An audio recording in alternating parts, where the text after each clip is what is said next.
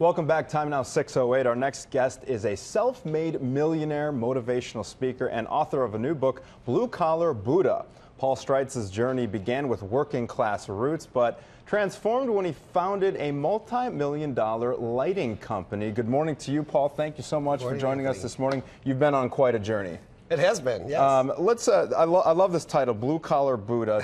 Tell me like kind of the rationale or the story behind the title. Well, it was going to be a different title, but at the end of the day, I grew up in a blue-collar area in Minneapolis.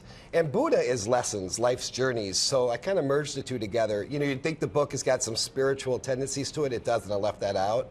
It's just really just a metaphor for life lessons and where I came from. Okay, let's talk about where you came from. I understand you have a former career in flight. You were a flight attendant at one point. Yes, I was. And now you're a multi-millionaire. Tell us a little bit about how that happened. Well, I started out, I really didn't know what I wanted to do, so I became a flight attendant. And while I was flying, what ended up happening was I discovered these lights and these wonderful things, so I went to work for a company part-time. And while I was working part-time, I was working my way up and starting to earn a pretty good living where flying got in the way. So I took an early retirement. I was I think the youngest retiree at American Airlines. Oh, really? Oh, yeah. Well, they've been in the news for their flight attendants this weekend, haven't they?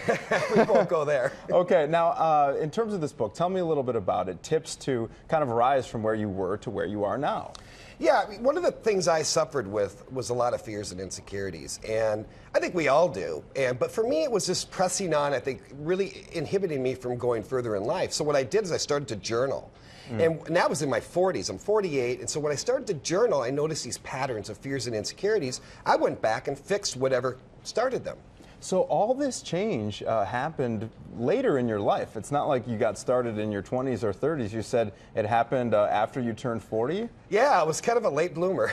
Yeah. Well, I had great successes along the way, but with those successes usually should come really good happiness. And for me, there was still something missing.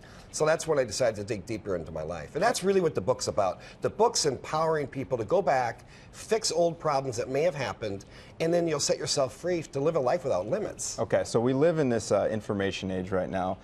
Thousands of books available on, Amazon, via your Kindle and everything. Why should people pick up Blue Collar Buddha? Well, I think it's just a good, feel-good story. I think what it's going to do is allow people to read someone's journey through life that struggled through a lot of things, but in the end had found redemption, forgiveness, and learned how to live a life of true happiness with or without money. Okay. Last question before we go is, do you have any advice? I know you don't want to spoil your book, but step one for people who might want to change in their lives. You did it so late in your life. What would be step one for folks? Well, the first thing I'll say is don't wait like I did.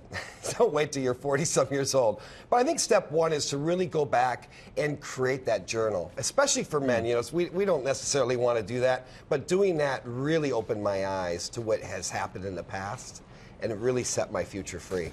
Thank you so much. That's great advice. Paul Streitz, thanks for being here this morning. You are doing fantastic. Congratulations.